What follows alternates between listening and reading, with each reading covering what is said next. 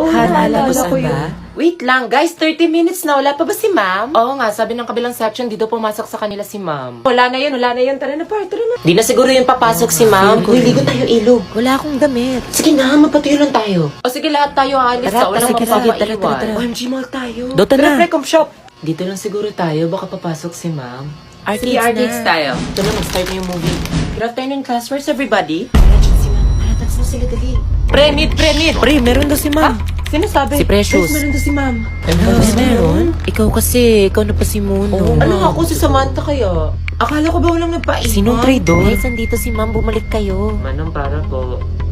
Pinatext ko na ma'am. Sabi ko kasi sa kanila kanina na wag mo na umalis kasi baka may ginagawa ka lang. Hindi talaga sila nakinig sa akin, ma'am. Pagsabihan niyo yung mga kaklase niyo na may attendance tayo dito ha. Plus points kayong dalawa. Hey, dali na, swimming na din Guys, kayo. huwag na lang tayo maligo. Meron si ma'am. Hala, meron daw si ma'am.